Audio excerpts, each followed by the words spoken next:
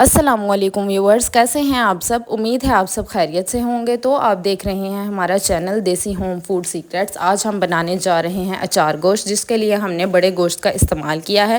تو چلیے چلتے ہیں ہم اپنی ریسیپی کی طرف۔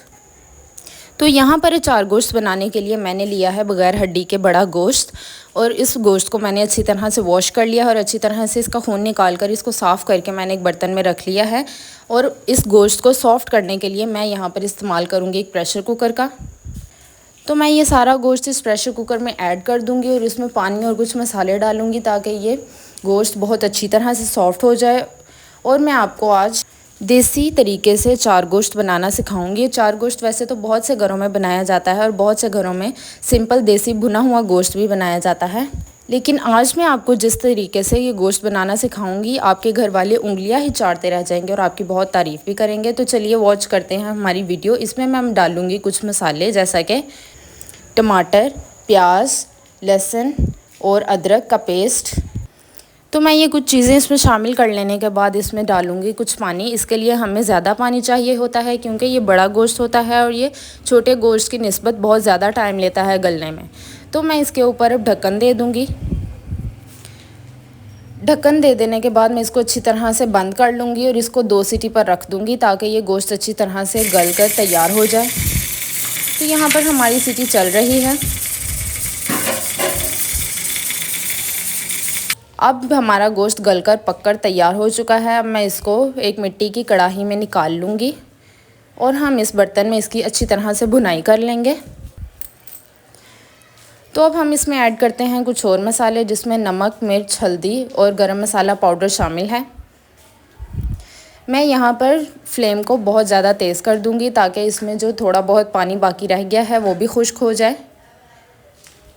اب ہم چمچ کی مدد سے اس کی اچھی طرح سے مکسنگ کر لیں گے۔ اگر آپ کو ہماری ویڈیوز پسند آئیں تو ہماری ویڈیوز کو لائک ضرور کیجیے کریں، اور ہمارے چینل دیسی ہوم فوڈ سیکریٹس کو سبسکرائب بھی کر لیجیے اور بیل نوٹیفیکیشن کو بھی ضرور پریس کر لیجیے تاکہ ہماری آنے والی ہر نئی ویڈیو کا نوٹیفیکیشن آپ کو بر وقت ملتا رہے اور آپ ہماری ریسیپی سے فائدہ بھی اٹھایا کریں۔ یہاں پر میں نے کچھ اچار لے لیا تھا کیونکہ ہم اچار گوشت بنا رہے ہیں، اس میں ہم اچار بھی ایڈ کر سکتے ہیں، نہیں کرنا تو وہ آپ کی اپنی مرضی ہے۔ اور یہاں پر میں نے کچھ کٹی ہوئی سبز مرچیں بھی ڈال دی تھیں۔ یہاں پر میں ایک اچار گوشت کے مسالے کا بھی یوز کر رہی ہوں جو کہ نیشنل والوں کا ہے، آپ اس کو بھی یوز کر سکتے ہیں۔ تو ہم چمچ کی مدد سے ان سارے مسالوں کو اچھی طرح سے مکس کر لیں گے۔ مکس کرتے ہوئے اس کی اچھی طرح سے بھنائی بھی کر لیں گے۔ آج ہم نے جس طریقے سے آپ کو اچار گوشت بنانا سکھایا ہے، آپ بھی اس طریقے کو ضرور ٹرائی کیجیے گا۔ اب ہم یہاں پر سٹیم دینے کے لیے ڈھکن دے دیں گے تاکہ ہم نے جو مسالے ایڈ کیے ہیں وہ اچھی طرح سے پک کر تیار ہو جائیں۔ یہاں پر میں 10 منٹ کا سٹیم دوں گی۔ تو یہاں پر سٹیم دیے ہوئے 10 منٹ ہو چکے ہیں۔ میں ڈھکن اتار کر دیکھوں گی کہ ہمارا مسالہ تیار ہو رہا ہے۔ اب میں چمچ کی مدد سے اچھی طرح اس کی بھنائی کرتی جاؤں گی۔ تو دیکھیے ماشاءاللہ سبحان اللہ، ہمارا مسالہ کتنے اچھے طریقے سے تیار ہو رہا ہے اور اس کی بہت اچھی خوشبو آ رہی ہے۔ سٹارٹنگ میں نے فلیم کو بہت تیز رکھا تھا، اب ہم فلیم نارمل کر دیں گے تاکہ ہماری فلیم کی وجہ سے ہمارے مسالے جل نہ جائیں۔ تو دیکھیے ماشاءاللہ ہمارا اچار گوشت پک کر تیار ہو گیا ہے، اور میں اس کی گارنشنگ سبز مرچوں کے ساتھ کر دوں گی جو کہ اچار گوشت میں استعمال ہوتی ہیں۔